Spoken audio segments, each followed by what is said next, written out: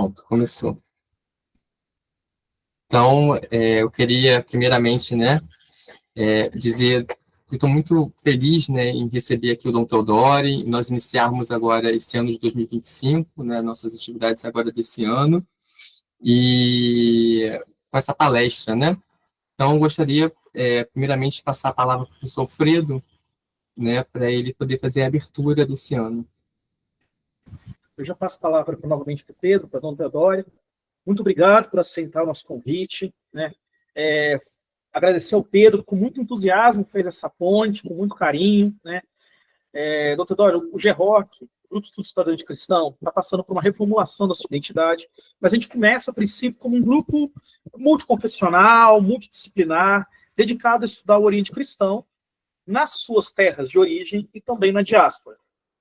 Dentro dessa segunda entrada nossa, nós temos realizado, nos últimos meses, uma série de entrevistas com lideranças eclesiásticas das igrejas do Oriente Cristão, católicas, ortodoxas, neofisitas, calcedônicas, que nos permitam pensar um pouco as sobrevivências, a história, a transformação dessas igrejas no Brasil, na América, né?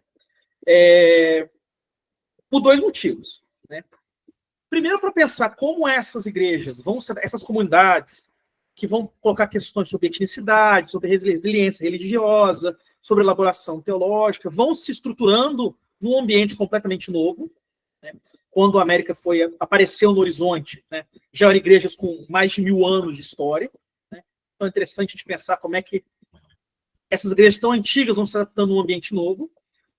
E também porque essas histórias, em muitos casos, ainda não foram contadas. Eu estava falando aqui nos bastidores, antes de começar, para quem está vendo a gravação, do trabalho do professor Roberto Catlab, que em muitos momentos é um trabalho pioneiro. Ele aponta esboços de histórias que nós só conhecíamos pela tradição oral, de ouvir os membros das comunidades fiéis, né? O padre Romano está aqui conosco na assistência, nos contou histórias sobre a Igreja Ortodoxa Russa que ainda não estão registradas em lugar nenhum. O padre Pablo Neves, da Igreja Siríaca Ortodoxa, minha visita, nos contou histórias que até agora não foram objeto de nenhum estudo mais sistemático, né? Então, a gente também está produzindo, quer entender como está sendo essa adaptação, né, essa recriação, essa expansão dessas igrejas no Brasil, esse novo enraizamento, e também quer produzir documentação sobre isso, para que daqui a um tempo, quando aparecerem outros interessados, eles não estejam tão no escuro quanto a gente.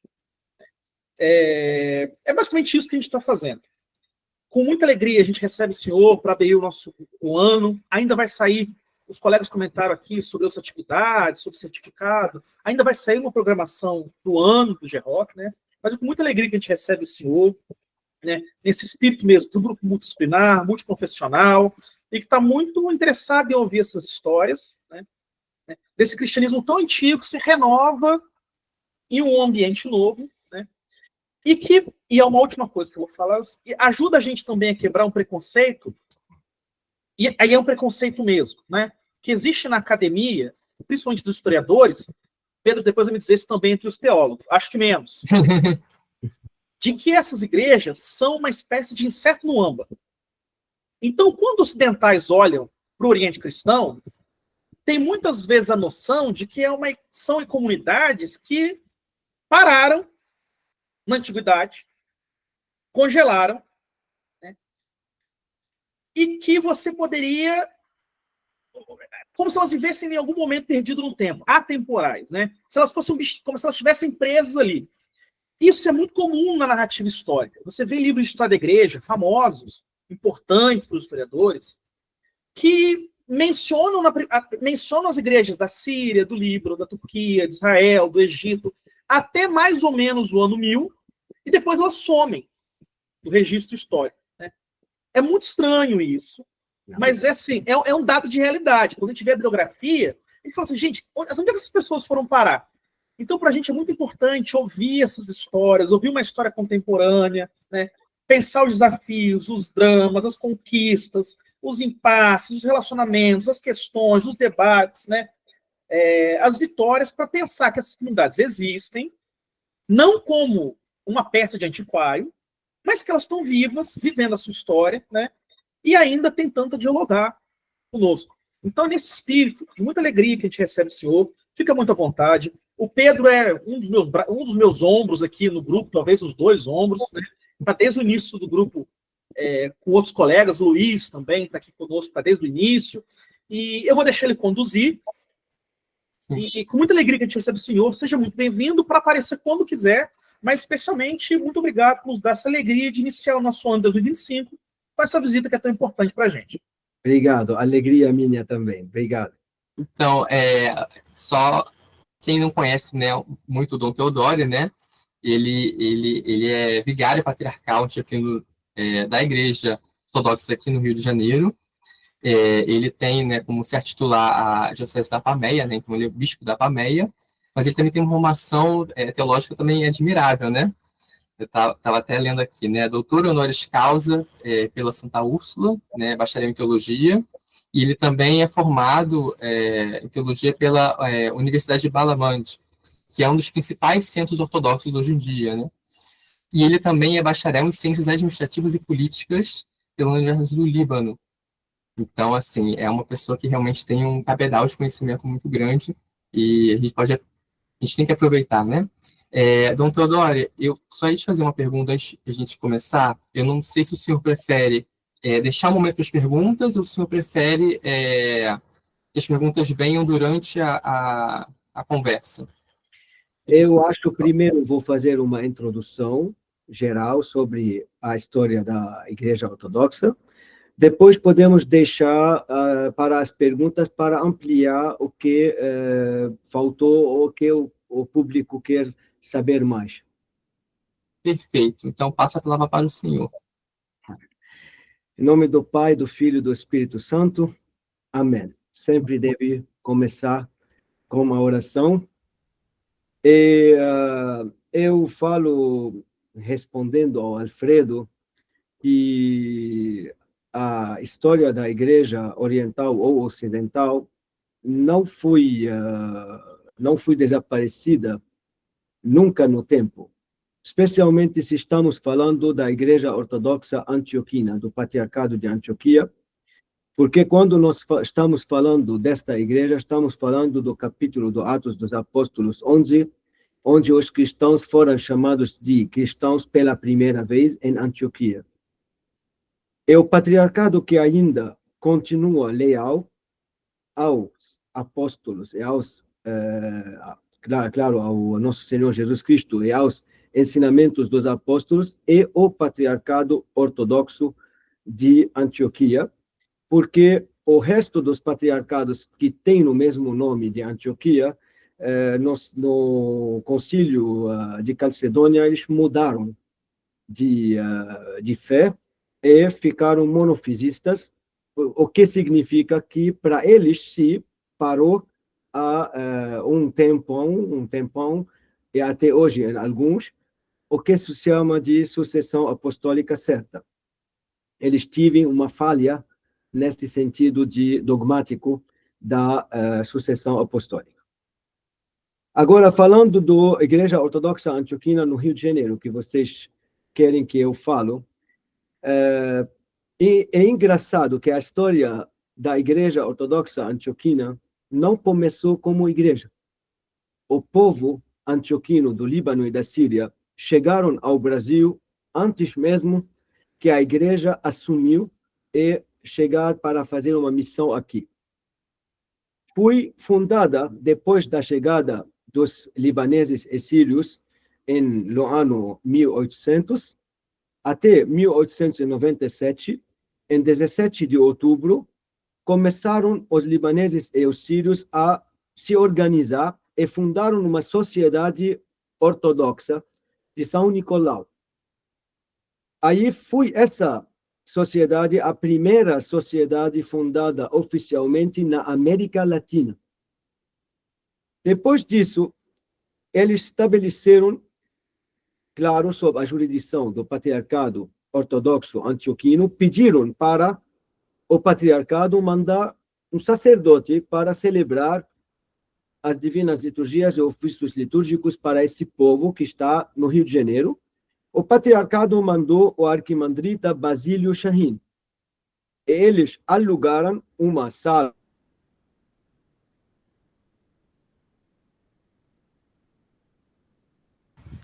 Teodoro, um momentinho. O áudio do senhor tá desligado. A gente aconteceu coisa na. Desculpa. Agora vocês estão ouvindo? Sim. Vocês ouviram tudo de antes ou recomeço? Não, o senhor estava comentando sobre a comunidade de São Nicolau, né? Foi o início de tudo, foi isso que o senhor estava comentando. Então, a Sociedade de São Nicolau, que foi fundada primeiro em 17 de outubro de 1897, essa sociedade que pediu para o Patriarcado de Antioquia e de todo o Oriente de mandar um sacerdote. Aí o Patriarcado mandou a arquimandrita Basílio Shahin para cuidar da comunidade ortodoxa do Rio de Janeiro. Eles alugaram uma sala na Rua da Alfândega, número 352, onde os membros dessa sociedade deram início aos ofícios religiosos, presididos pelo arquimandrita Basílio Shahin, enquanto também começaram a fazer esforços, visitando pessoas e começando a planejar e a construir uma catedral para a Igreja Ortodoxa no Rio de Janeiro.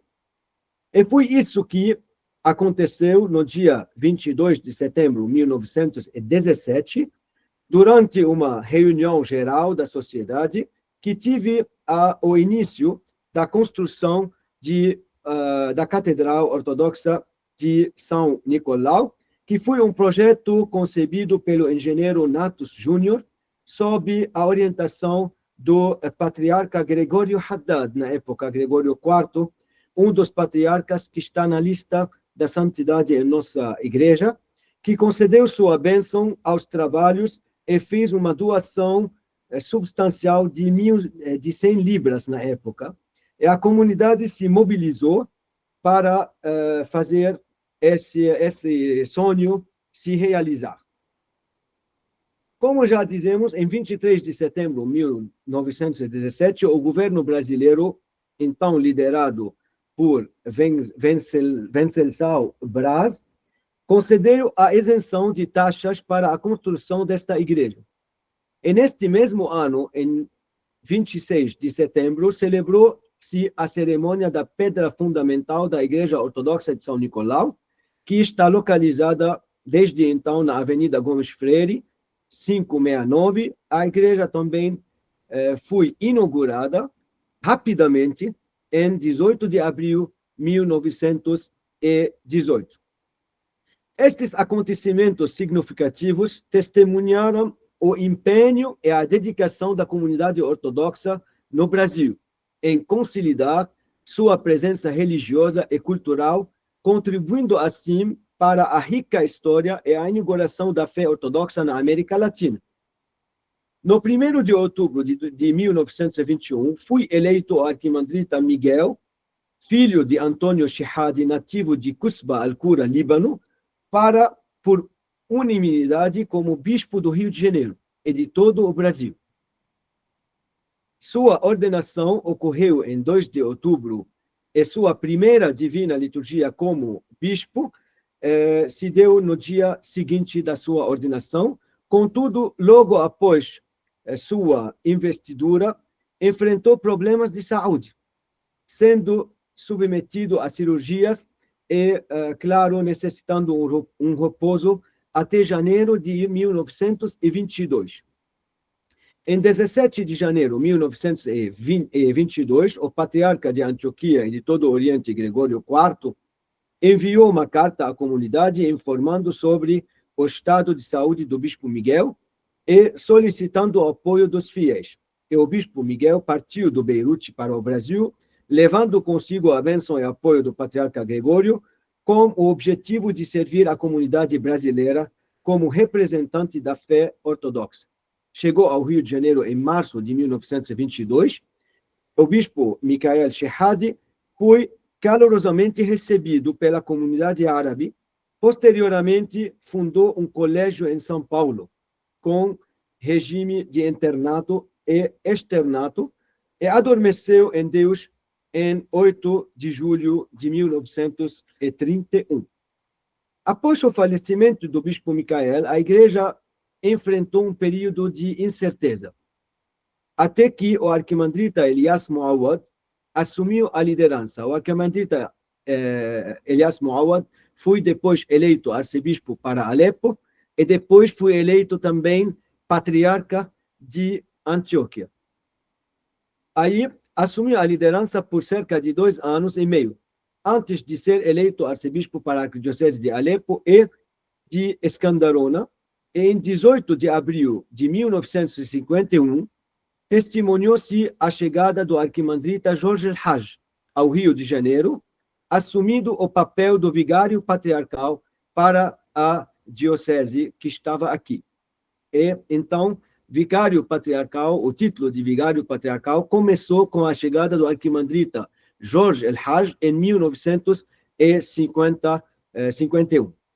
Sua chegada marcou um período de revitalização da fé ortodoxa entre os imigrantes, bem como o estabelecimento da União de Juventude Ortodoxa, que representou um avanço significativo na organização e engajamento da comunidade.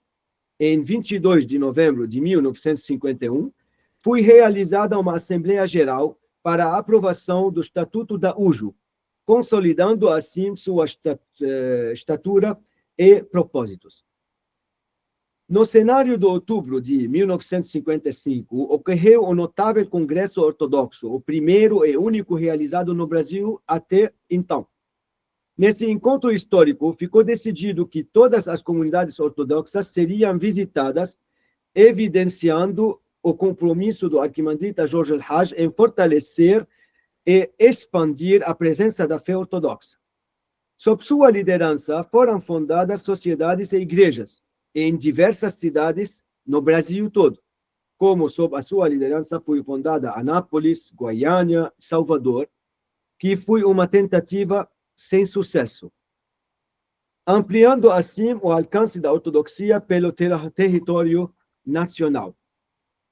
Em 1968, o arquimandrita Jorge Haj foi ordenado bispo do Vicariato do Rio de Janeiro, em uma cerimônia que contou com a participação de proeminentes figuras da Igreja Ortodoxa.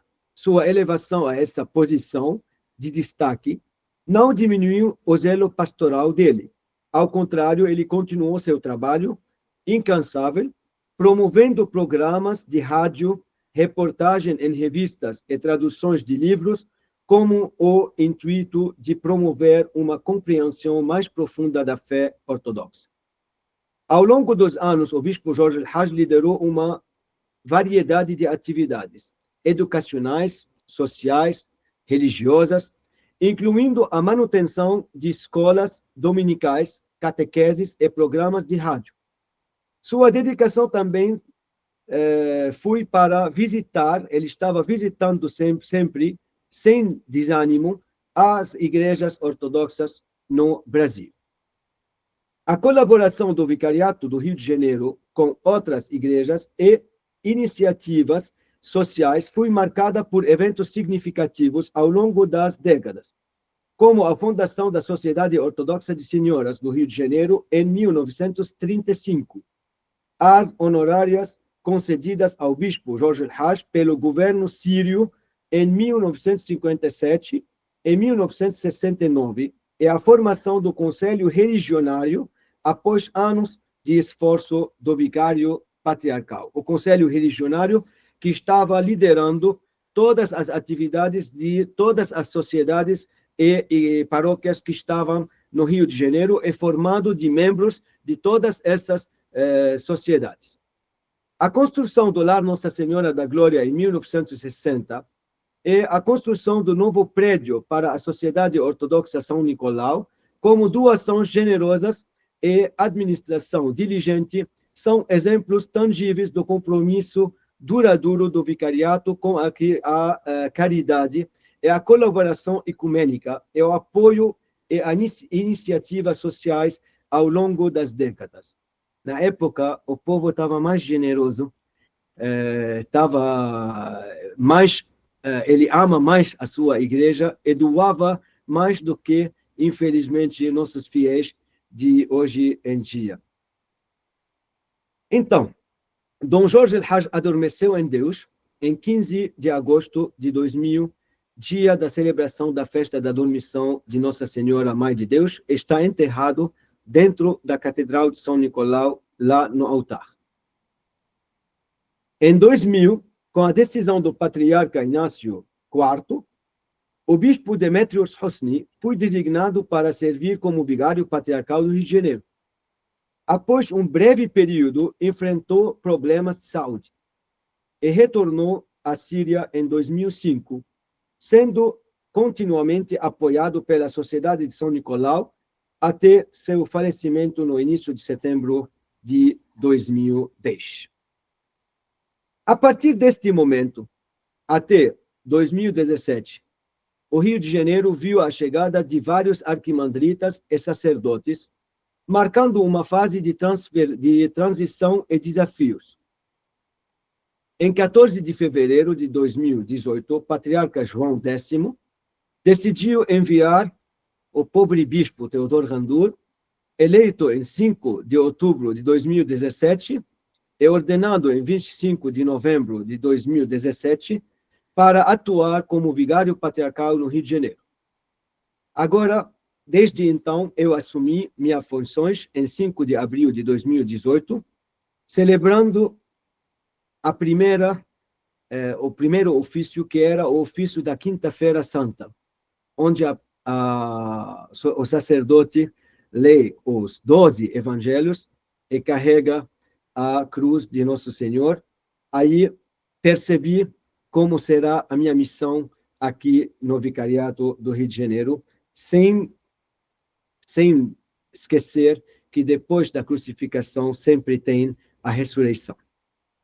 Após da Páscoa, iniciamos visitas pastorais, reuniões com o objetivo de estabelecer uma nova estrutura administrativa para a Igreja e suas descendências no Rio de Janeiro, e com a colaboração de diversos membros da comunidade, especialmente do Conselho Deliberativo, que estava presidido na época, em 2018, pelo senhor Maurício Haddad, e do Conselho Administrativo, que estava presidido pelo senhor Jorge El-Haj, foi realizada uma mudança estatuária em 11 de novembro de 2018, e a Sociedade de São Nicolau passou, então, a ser reconhecida como organização religiosa Vicariato Patriarcal Antioquino da Igreja Católica Apostólica Ortodoxa no Rio de Janeiro, liderada pelo Vigário Patriarcal, como apoio de 3 conselhos consultivos, deliberativos e administrativos, e foi a primeira a fazer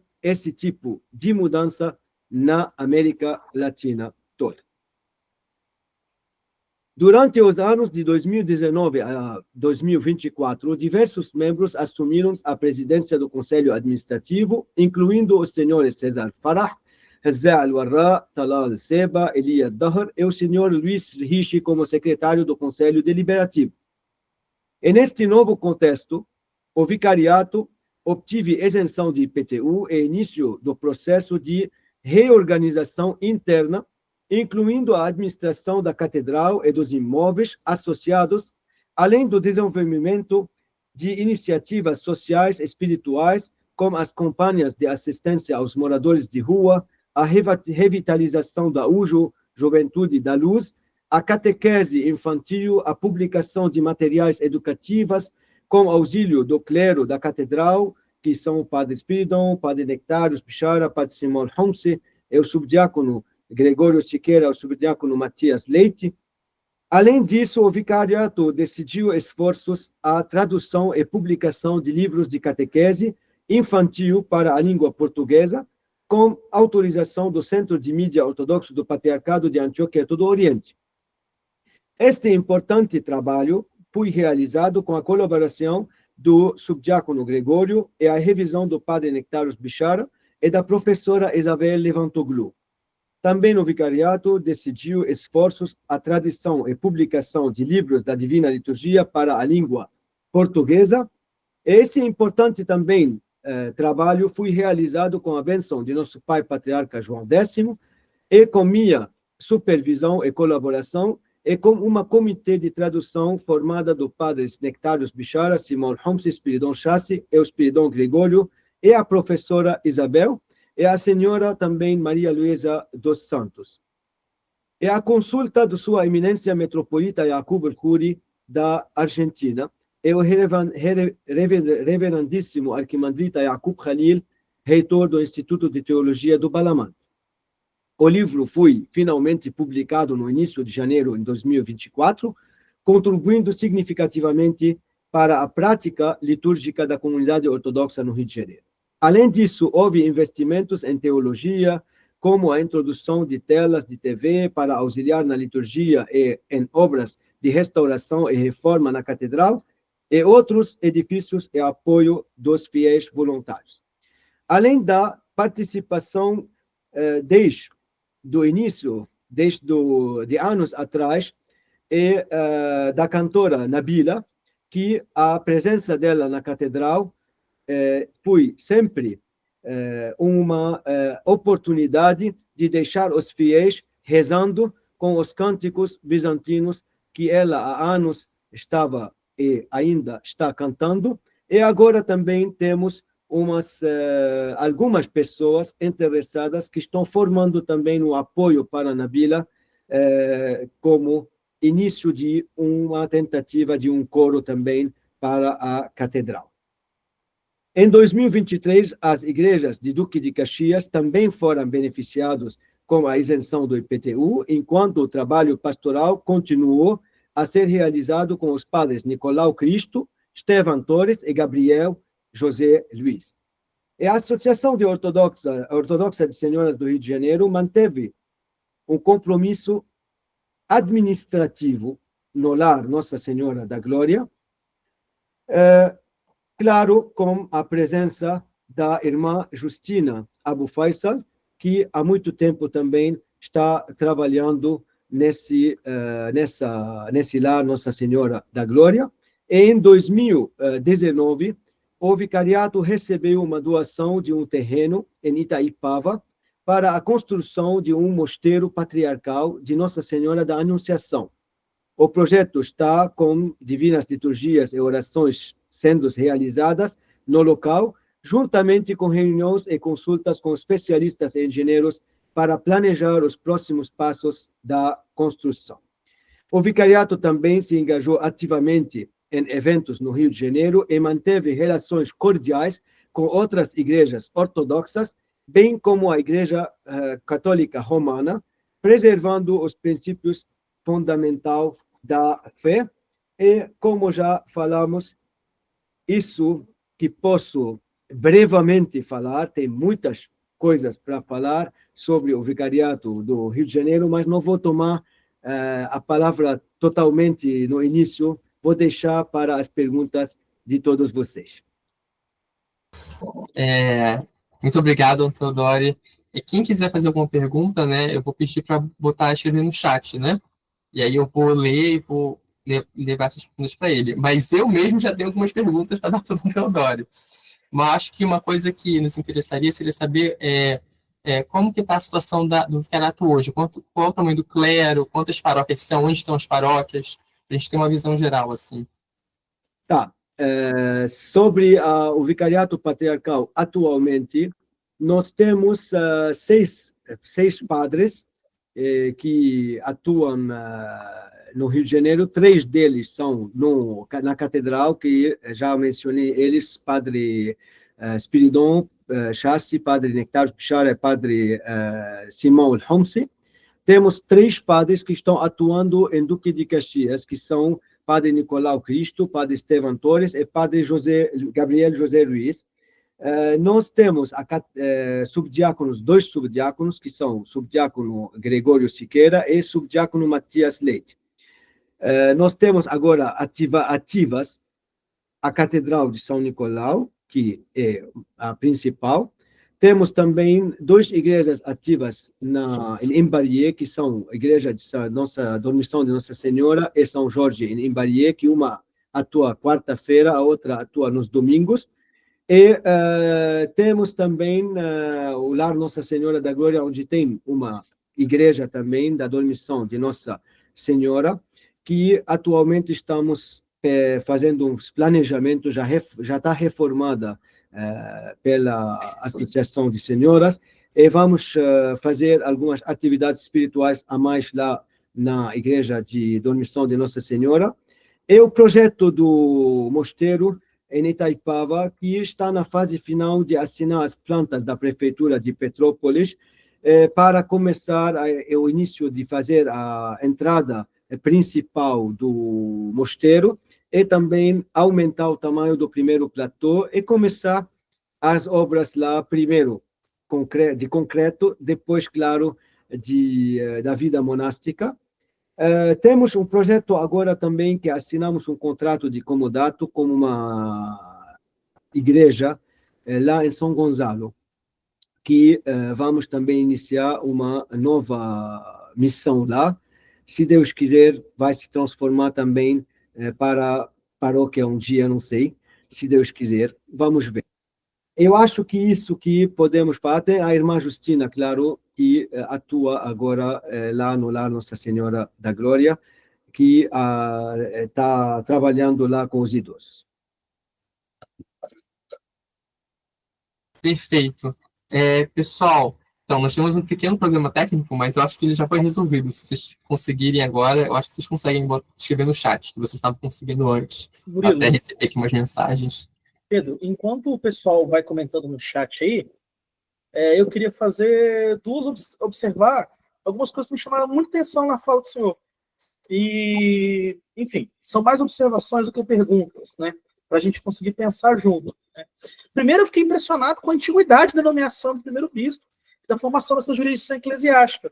E aí, enquanto o senhor estava falando, eu abri aqui os meus alfarrábios para conferir se a minha percepção é correta, que é o seguinte: a gente tende a pensar que a malha jurisdicional católica romana sempre foi muito antiga, mas foi justamente nesse período que a Constituição da Diocese Católica estava se formando, né?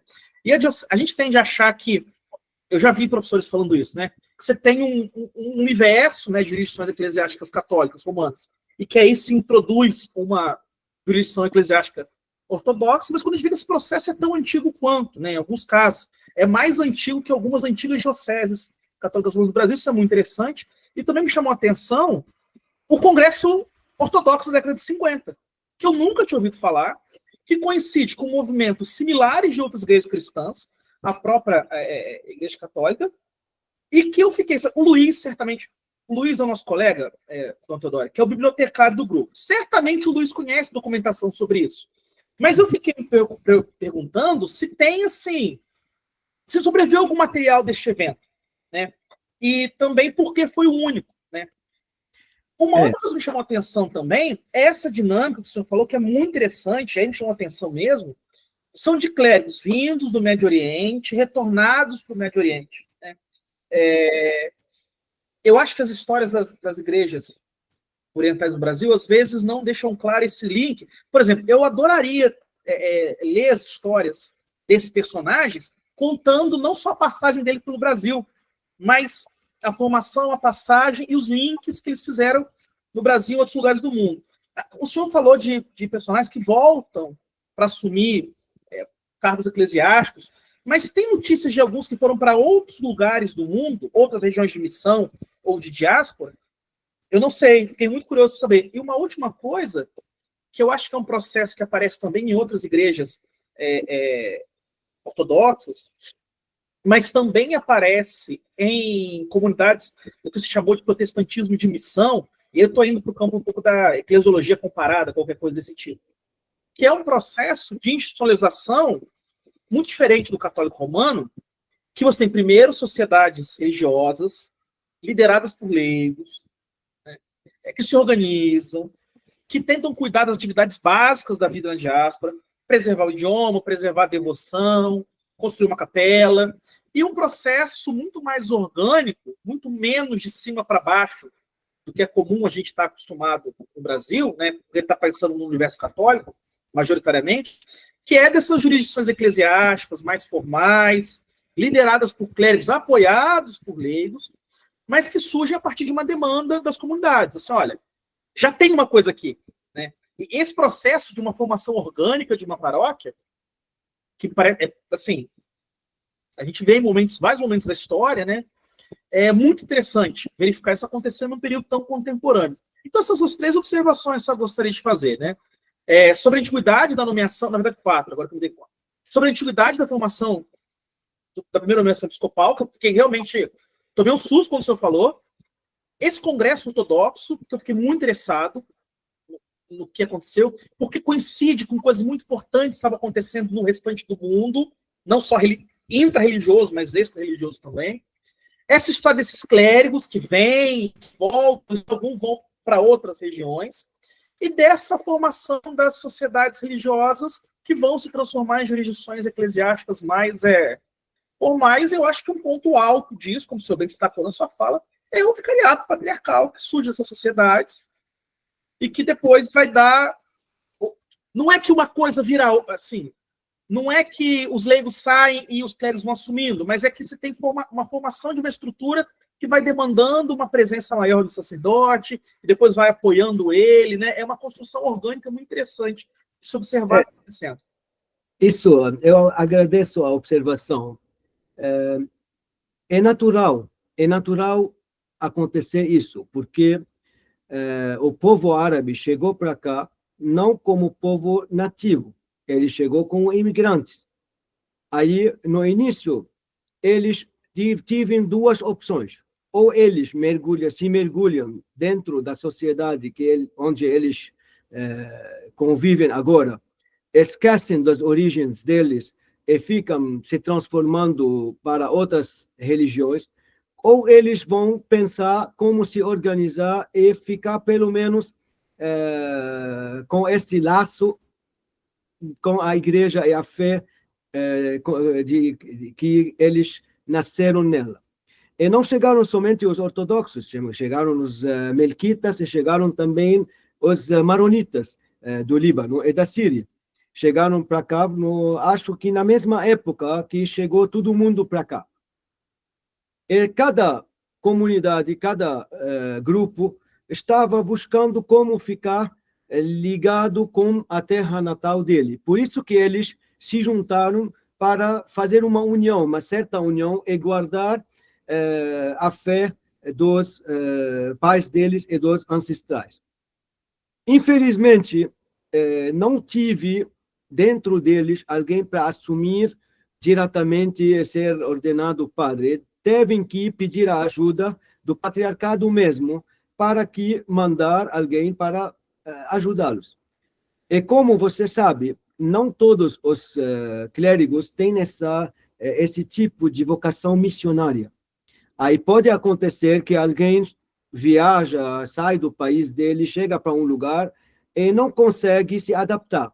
Aí é normal também voltar ou para o país de onde ele chegou ou para outra missão em outro país. O que aconteceu aqui no Brasil é que todos voltaram para as terras natais, ou para o Líbano ou para a Síria, ou para assumir um cargo maior, como o caso do patriarca do arquimandrita Elias Muawad, que virou o patriarca de Antioquia depois. Aí as coisas sempre estão desse jeito se formando. Infelizmente, os libaneses e os sírios, as famílias libaneses e sírias, não ficaram resistindo há muito tempo e não ficaram leais à fé dos ancestrais, por causa, primeiro, de uma certa falha na parte da administração eclesiástica, que ficou alguns tempos de desafios, onde não tive clérigos com liderança boa para liderar o rebanho. Aí é nessa época que foi feito o congresso para achar soluções para essas paróquias novas que está agora iniciando. Nós temos ainda os textos desses congressos, até temos a figura e a foto da primeira igreja, as fotos nós já temos mais de 3.000 fotos que consegui achar nas casas das pessoas e trazer para a igreja. E já fizemos 2 vezes também exposições colocando essas fotos. Infelizmente, as famílias árabes, com o tempo, não construíram mais igrejas porque nossa igreja, nossa catedral aqui no centro do Rio de Janeiro. Na época, todo mundo estava morando no centro e trabalhando na Saara. Hoje em dia, não tem mais ninguém morando nem no centro, e mesmo se trabalha no Saara, ele mora na Tijuca, na Barra da Tijuca, no Nova Iguaçu, Niterói, São João de Meriti, são muito longe da igreja. Aí, não é mais, o local da catedral atual não é mais acessível para essas famílias. Por isso que a maioria das famílias ou voltaram para não atuar em nenhuma igreja, ou eles estão buscando a igreja católica mais próxima, ou viraram protestantes. E isso, a igreja tem, claro, uma certa culpa, mas ela não pode também fazer o impossível. Ela tem também limitações. A igreja também tem limitações de clero e limitações financeiras. Ela não pode chegar assim, eu vou construir umas 100 igrejas. Aqui não tem essa facilidade. Por isso que, infelizmente, não continuou a mesma atenção do começo das missões ortodoxas aqui no Rio de Janeiro, mas, se Deus quiser, estamos tentando agora, e graças a Deus, tem vocações dos brasileiros. E no nosso clero agora tem 2 descendentes de árabes, mas que nasceram e viveram no Brasil, que são o padre Nectário e o padre Simão. O resto do clero são todos brasileiros. E para a gente não tem diferença. Por quê? Porque a igreja é para todos. E a igreja não se limita pela étnica dos fiéis. Ela não é étnica, ela não depende da etnia dos fiéis. Ela pode ser aberta para todos, conservando em uma parte a cultura árabe, a cultura bizantina, a cultura antioquina. Não sei se respondi. Perfeito, doutor Dori. Muito mais coisas para pensar, doutor Dori. Muito obrigado. A sua fala me lembra um pouco quando eu fui visitar o senhor e o senhor mostrou lá um evangeliário que eu acho que era de uma igreja da Saracuruna, se não me engano, né? Que não existe mais a paróquia, etc. Né? A igreja de Gramacho. Isso, então assim, realmente, eu acho que coaduna um pouco com a pergunta que tem aqui no chat, né? Vou ler, né? Poderia falar sobre a presença pequena ortodoxa no Brasil em comparação com sua população libanesa? Temos 11 milhões de libaneses no Brasil e 4 milhões no Líbano, porém temos poucas igrejas. Por que a fé ortodoxa não cresceu tanto no Brasil como deveria ter crescido? Eu já respondi sobre isso. Sim.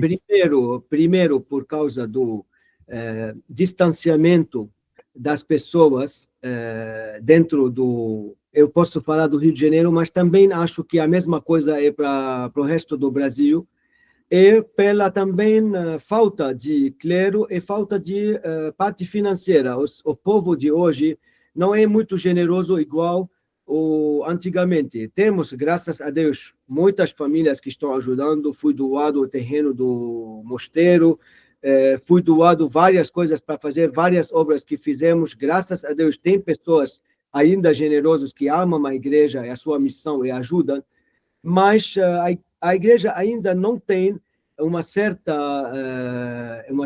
como dizer, facilidade financeira para bancar uma construção de igrejas perto das casas das pessoas. E hoje em dia a preguiça também das pessoas não deixa eles planejar pelo menos uma vez por mês chegar e celebrar a Divina Liturgia, mesmo longe da igreja, mas eles, se têm uma excursão, um passeio na praia, alguma coisa, eles planejam e viajam 3 ou 4 ou 6, 5 horas sem cansaço. Somente para a fé, eles têm sempre essa desculpa que, não pode, é muito longe, vou acordar cedo, não sei o quê. Então, não é culpa somente da igreja, é culpa mútua entre a igreja, a incapacidade da igreja e os fiéis mesmos. Perfeito. Só lendo um pouco o que o Luiz Lobianco colocou, né, que justamente o Congresso Ortodoxo ele ocorreu logo depois do Congresso Eucarístico Internacional, que o Congresso Eucarístico ele foi realizado no mês de julho de 1955 e o ortodoxo foi em agosto, né? Então, assim, estava muito próximo. E eu acho também, estendo um pouco a pergunta inicial, né?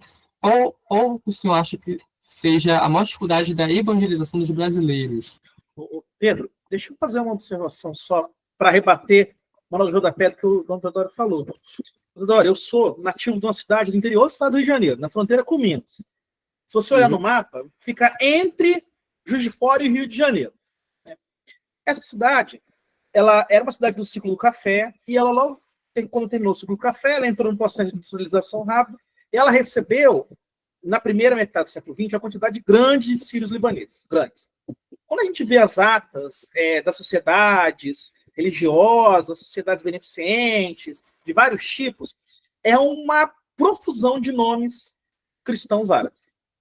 Uma quantidade grande. Então, assim, existiam muitos maronitas, muitos melquitas e muitos ortodoxos, que não dizem qual era o patriarcado que estavam vinculados, mas pela região de origem, a lógica é que fossem ligados ao patriarcado de Antioquia. E aí, o que acontece, o que a gente conversava antes, né? Tem muitas dessas famílias que tentam manter contato, então há casos de famílias ortodoxas que mantêm contato com o Rio, vão batizar os seus filhos, tentam frequentar, está falando com a primeira metade do século XX. Grupos também que preferem se aproximar dos greco-católicos porque é mais acessível, de fora, há um investimento também da Igreja Católica para fazer essa transição, né? Mas muitos preferem simplesmente se assimilar, porque era uma maneira de parecer menos exótico, né? Então se casam ostensivamente, se casam fora da... E assim, eu acho que isso é um desafio para a evangelização em determinado momento do século XX que não deve ser minimizado. As pessoas queriam se sentir parte do mundo que elas estavam chegando. Então elas trabalham no que elas têm, elas aproveitam o capital cultural dela, como o senhor bem disse, para se virar, estão industriais, políticos, médicos, engenheiros, militares, o que fosse, artesãos, essa coisa toda, mas também se casam fora das suas comunidades para se assimilar, né? E também assumem o costume religioso local, né? Então é muito engraçado que a gente vê assim, olhando engraçado assim, historicamente engraçado, né? Nos anos 70, 80, nessa cidade, as pessoas que mobilizavam a vida religiosa católica, que assumem a vida religiosa, constroem igrejas e tudo, eram os netos ortodoxos que chegaram e que fizeram opção, não foi a distância, porque alguns se mantiveram, fizeram a opção de se assimilar, né, para fazer parte da sociedade, para encontrar um lugar ali e não serem considerados exóticos, né? Eu já falei sobre isso. Sim, sim. São os desafios da imigração. Os desafios da imigração na Europa, nas Américas, nas duas Américas, e no Brasil, que faz parte da América do Sul, obviamente isso. Por quê? No início, estava mais fácil ser ligados à igreja, porque se juntaram num lugar só. Estava a maioria se juntando em alguns lugares, por isso que formaram as primeiras igrejas rapidamente. Agora, depois da civilização, e também não vamos esquecer que depois que o Brasil não ficou mais um país, como dizer, de religioso, ele ficou mais civil. Aí também isso afetou muitas pessoas e voltaram a aparecer as religiões africanas, voltaram a aparecer muitas outras denominações, que são as denominações protestantes, que eles abrem em todos os lugares, eles não têm as mesmas normas e regras, eles não prestam atenção nem se eles são autênticas, não autênticas, apostólicas, não apostólicas. Eles se ordenam e crescem assim, como uma reprodução, autorreprodução. Aí isso também ajudou a espalhar mais as pessoas. E os árabes que se juntaram também com brasileiras em casamento, as brasileiras, geralmente na época de 60 até 80, 87, estavam mais ligados à Igreja Católica Romana. Por isso que todos os ortodoxos que casaram com católicas romanas batizaram os filhos deles na Igreja Católica Romana e ficaram lá atuando lá na Igreja Católica Romana e construíram igrejas e ajudaram em todas as coisas da Igreja Católica Romana. Depois de um tempo, também surgiu o protestantismo. E qualquer pessoa que vai se juntar para qualquer garota protestante, é difícil convencê-la a trocar para a ortodoxia, nem para o catolicismo romano, porque os protestantes detestam muito o catolicismo romano, muito menos eles detestam a ortodoxia, mas é difícil também se converter para a ortodoxia. Por isso também essas pessoas começaram a frequentar as igrejas onde as mulheres estão. Hoje a evangelização é muito difícil, mesmo com a facilidade de chegar para todos os lugares usando a internet, é muito difícil convencer as pessoas. Por quê? Porque as pessoas hoje preferem ficar num cargo civil do que ficar num cargo eclesiástico. Eles preferem estar num cargo público do que chegar para ajudar num cargo eclesiástico. São raros as pessoas que realmente querem ajudar a igreja. Por isso que temos essa dificuldade. E vamos ter essa dificuldade há muito tempo. Mas, graças a Deus, nossa igreja está com um número muito interessante de convertidos e que estão chegando como dizer, de uma vontade própria de conhecer a fé. E isso me deu uma força para continuar a minha missão, mesmo com todos os desafios que eu estou enfrentando aqui.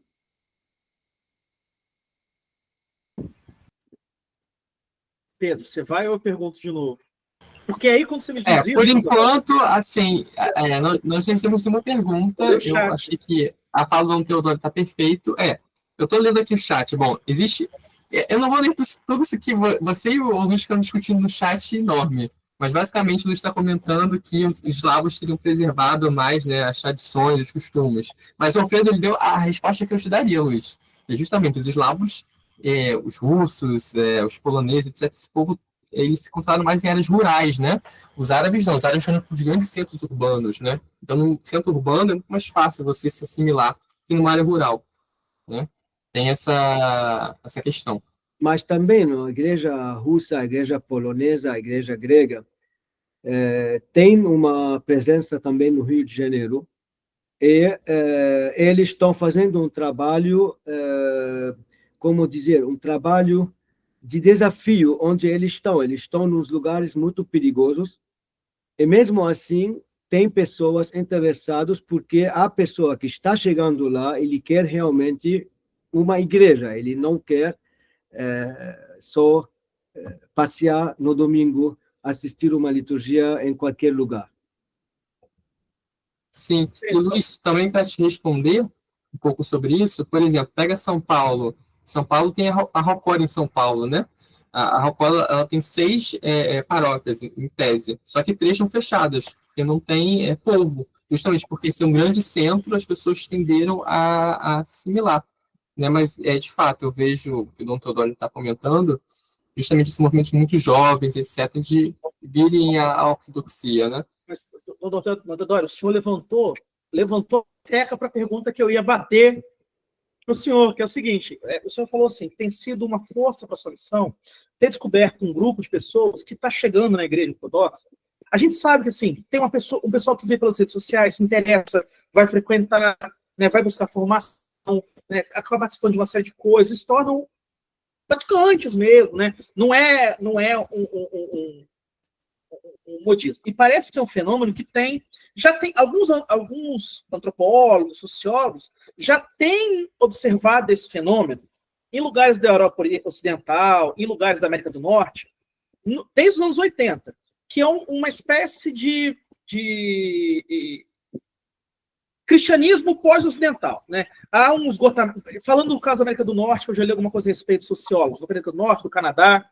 Assim, você tem uma geração de católicos, de protestantes, que está um pouco cansado, né, das tentativas das suas igrejas se adaptarem, né?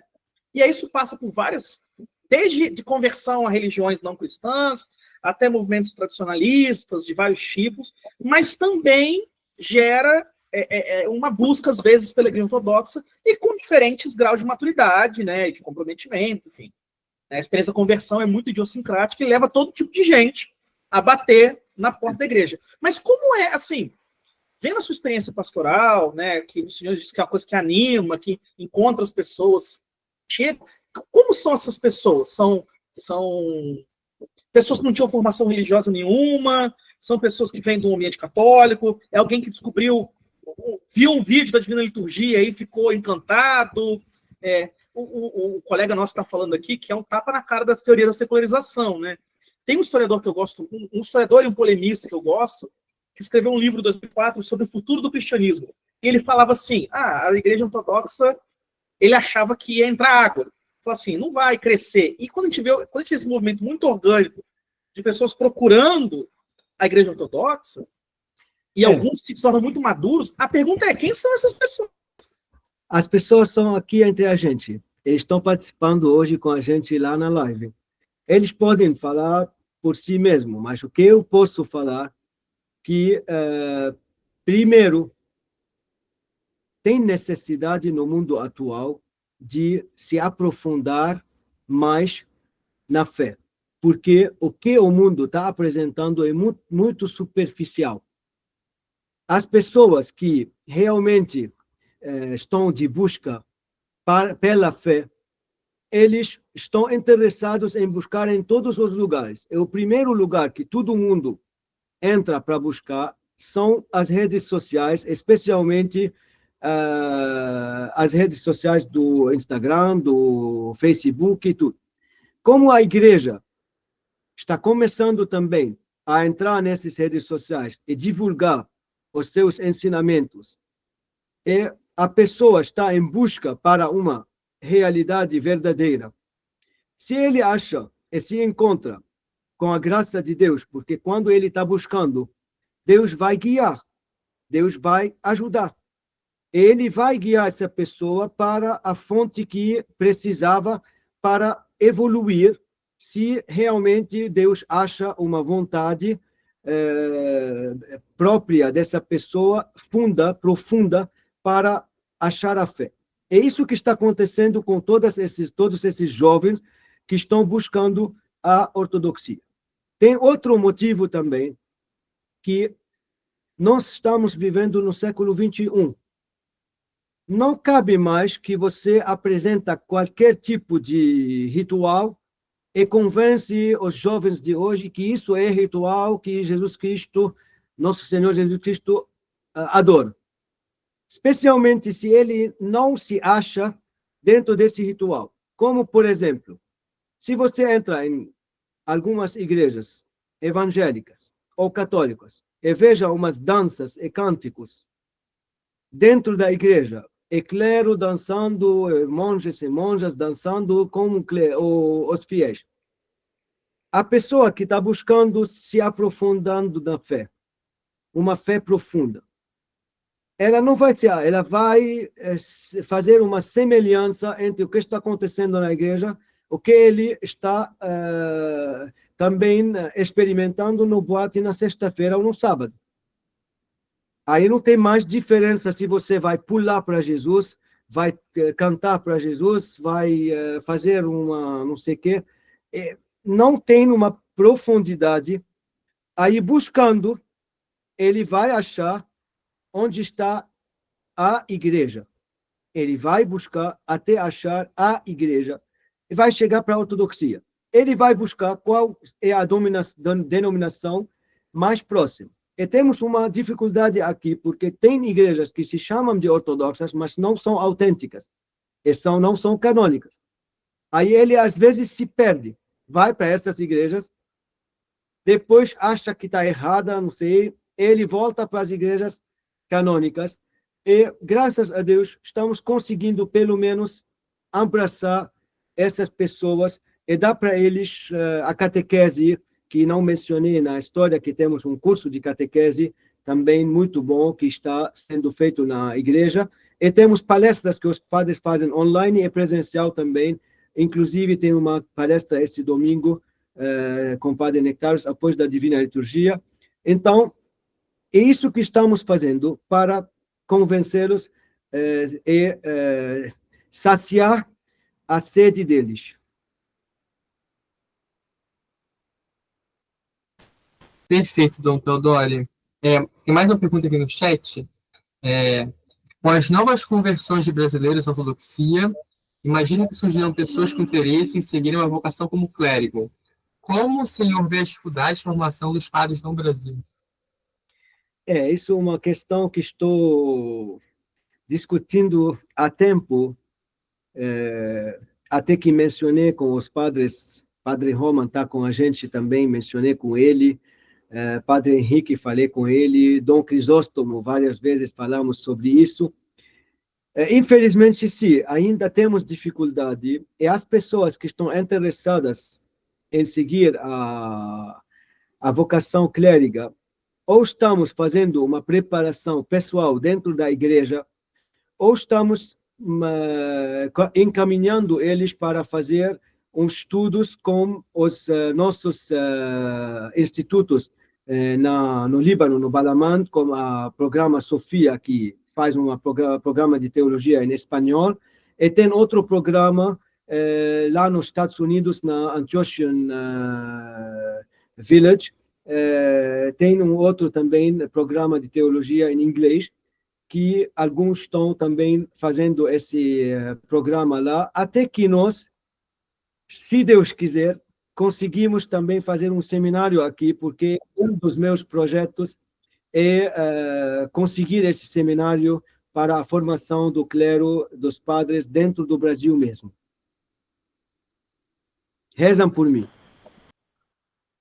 Perfeito, Dom Teodoro. E falando um pouco dessa questão de vocação de clérigo, eu gostaria que o senhor, se o senhor se sentir confortável, claro, comentar um pouquinho da sua trajetória, né? O que levou o senhor a se tornar sacerdote, né? Se o senhor puder compartilhar um pouco com a gente sobre isso.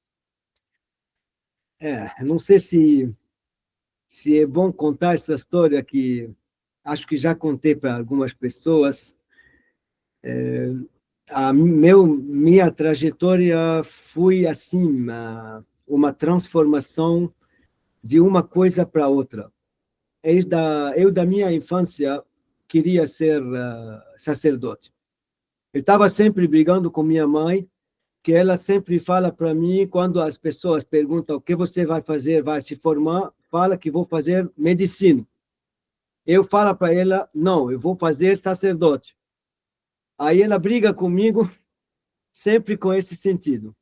Até a adolescência, quando comecei no escoteiro, a se ligar mais, porque era escoteiro desde a infância, aí me ligava mais no teatro, nas coisas da mídia, e comecei a achar um certo dom de apresentação de programas de rádio e televisão, e comecei, em 12 anos, a apresentar um programa num rádio lá da minha cidade de Zahle, para as crianças.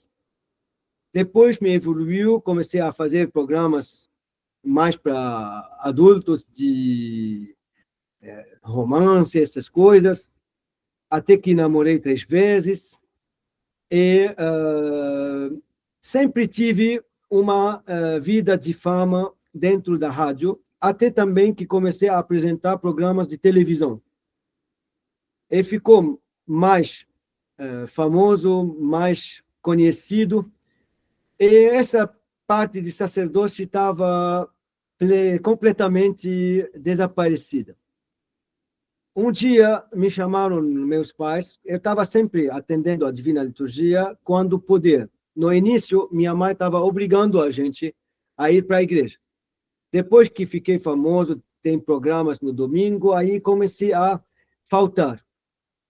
Nesse domingo eu estava lá, não entrei na igreja no início porque muitos fãs estavam lá me esperando para escrever algumas coisas, para assinar para eles autógrafo, essas coisas.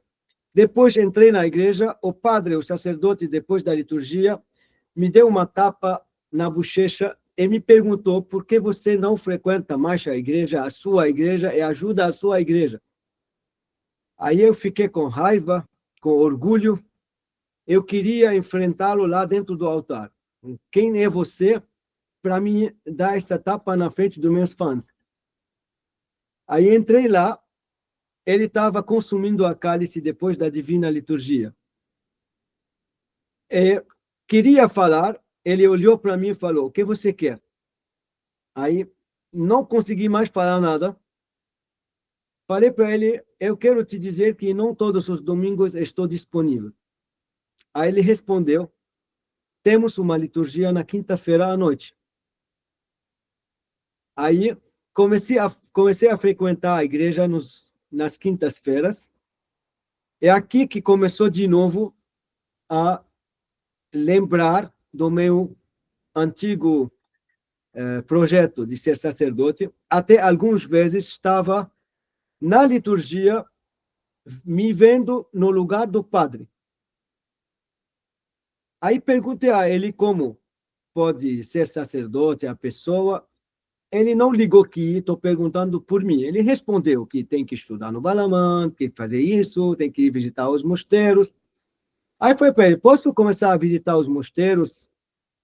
E assim começamos a visitar os mosteiros, comecei a conhecer mais pais espirituais, a me ligar mais para os monges. E nessa época que decidi que vou deixar tudo e seguir a vocação eclesiástica, a vocação do clero. E quando cheguei para ele e falei que vou seguir esse caminho, ele ficou de surpresa. Falou que você pode seguir, você vai se renunciar de toda essa vida? Falei que sim. Aí, para me testar, pensando que não vou fazer, me disse: se você me trouxe as renúncias na mão, eu posso te apresentar para o arcebispo. E no dia seguinte, cheguei com minhas renúncias. Ele me apresentou para o arcebispo, que estava um dos meus fãs, que aceitou a minha candidatura para o Balamã, e fui lá, e começou a minha trajetória, até acabei a minha formatura lá. Depois, claro, fui para a França também, estudei 2 anos, estudei um diploma de teatro lá na França. Antes também fiz uma diploma de língua grega. Voltei para a Arquidiocese de Zahle, onde fui nomeado primeiro como diretor de um centro social. Eu queria estudar na Grécia meu mestrado. O arcebispo falou que não, você vai servir, porque estou esperando você, vai servir no centro social. Reclamei com meu pai espiritual. Meu pai espiritual me deu bronca falando que você tem que obedecer teu bispo. Aí eu obedeci, e foi assim que depois de alguns anos ele me nomeou como secretário dele. Depois me nomeou como assistente dele, como arquimandrita em 2011, e colocou meu nome na lista de candidatura para o episcopado em 2013. Eu não estava nem aí, meu nome estava no último na lista, e meu arcebispo renunciou ao cargo. Muitas pessoas estavam pensando que eu vou assumir o lugar dele. Fui eleito outro, que é o arcebispo atual, Monsenhor Antônios, que está o arcebispo de Zahle agora. Ele pediu para eu fazer uma missão dentro de 3 igrejas abandonadas no final da arquidiocese. Eu fui lá, comecei meu trabalho lá, reformei a igreja que estava, construí uma casa para jovens. Em 1 ano e 7 meses foi isso. Reformei o escritório do padre, fiz as plantas para a reconstrução da igreja destruída da outra cidade e reformou uma igreja histórica que data dos primeiros séculos, do primeiro século do cristianismo de São Jorge, lá na Baalbek, uma cidade famosa. Reformei também essa igreja e fiz 12 serviços e ofícios lá, numa igreja que estava fechada há anos. E, de nada, no 5 de outubro de 2017, o Santo Sínodo me elegeu para ser assistente do patriarca. E, em 14 de fevereiro de 2018, me nomearam como bispo de Rio de Janeiro. E estou aqui. Muito obrigado, Nossa, contou perfeito. incrível. Muito Eu feliz. nunca imaginaria essa história. O senhor já tinha vindo ao Brasil? Só falava português? Ou... Não, eu nunca pensei Deus, que que ficar no aventura!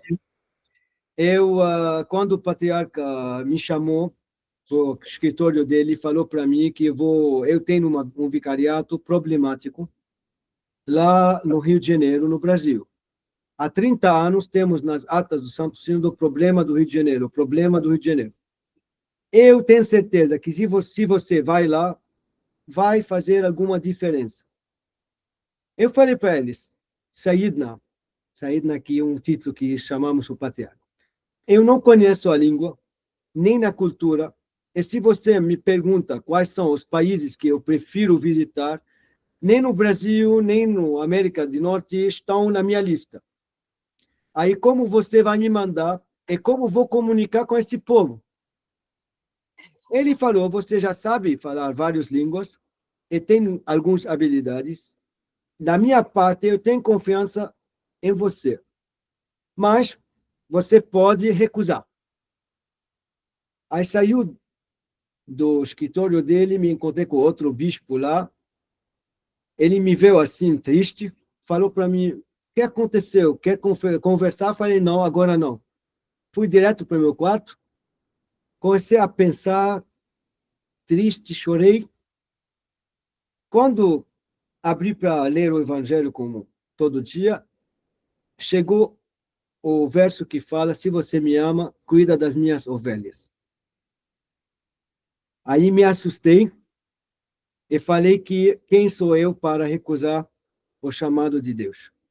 Eu cheguei para cá, nem estava sabendo falar a língua, me ajudou no início da minha missão a professora Isabel, me deu os básicos da língua portuguesa.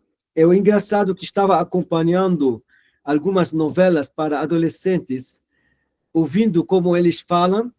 Eu faço o teste lá na secretaria com os funcionários, eles me corrigem, até, graças a Deus, consegui aprender a língua. Mas, desde o início, no primeiro ofício, eu fiz a leitura do Evangelho em português mesmo.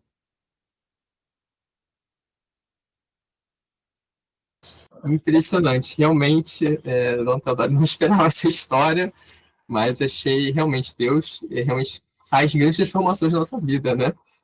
Ele muda a água para o vinho, né? É dele, sempre é dele. É dele, realmente é dele.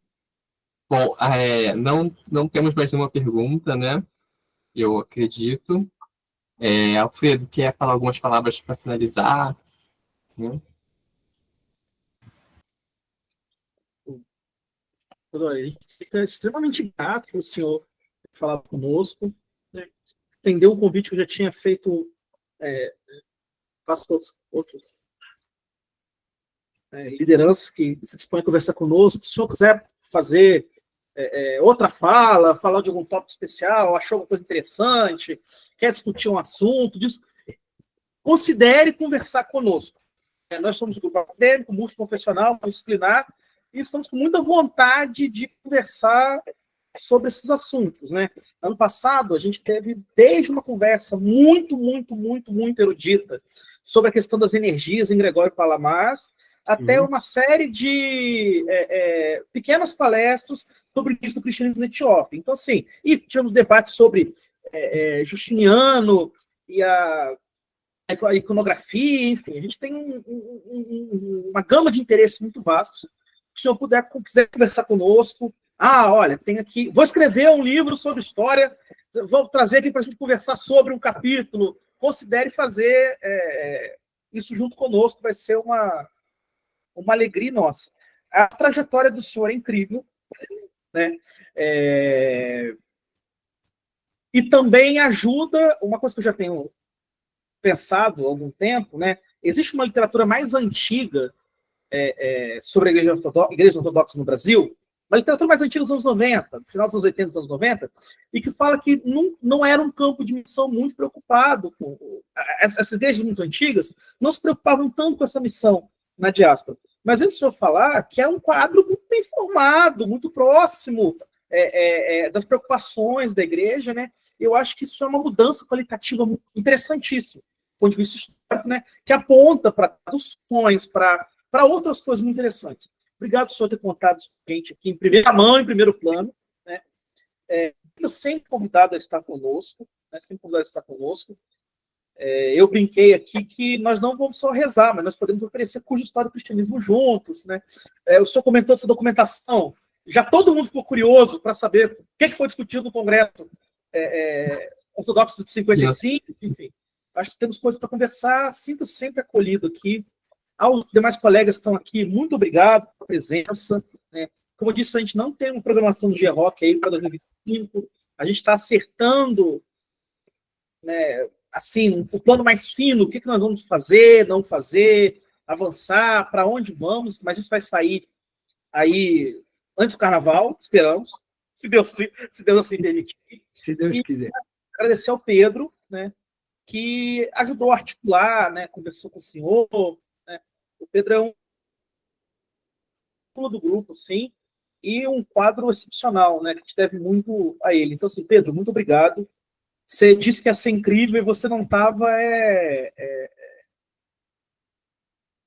brincando, não. Realmente foi muito legal, né? Foi muito enriquecedor e a gente espera participar da escrita dessa história, né? Que é muito interessante, vale a pena ser revisitada para que quem chegar depois não fique tão no escuro quanto a gente que não sabia nada, né? Basta saber coisas interessantes. Teodoro, muito obrigado. Pedro, muito obrigado. Você pode conduzir o final e, assim, eu estou extremamente satisfeito. Acho que a gente começa com o pé direito esse ano e, oxalá, a gente consiga manter esse bom nível das discussões daqui por diante. Vai ser uma alegria imensa. Então, Teodoro, quer falar alguma palavra final? Eu quero agradecer vocês também pelo convite. Foi uma alegria estar com vocês. Essa história que eu contei, nós já também fizemos um livrinho sobre essa história, com fotos também e com coisas. Ainda não está divulgado, mas está em preparação. Eu também tenho que agradecer a Deus pela acolhida da comunidade também fora da ortodoxia do Rio de Janeiro, porque nós temos também relações muito boas com Dom Orani e com a Igreja Católica Romana. Temos também com Dom Crisóstomo da Igreja Russa, com Padre Roman e Dom Leonid da Igreja Grega, Padre Henrique da Igreja, Padre Henrique da Igreja Grega e Dom Crisóstomo e os padres da Igreja Polonesa, e também Consulado Geral do Líbano, que sempre também apoiou a nossa missão, a Liga Libanesa, e todos que estão ajudando para que nossa presença e nossa missão fique sempre brilhante no Rio de Janeiro. Obrigado e Deus vos abençoe sempre. Amém. Muito obrigado, Dom Teodoro. Gente, eu vou só pedir para tirar a gravação e a gente abre as câmeras e faz uma foto, quem puder, né? E fazer uma foto da gente reunido, né? Para poder divulgar.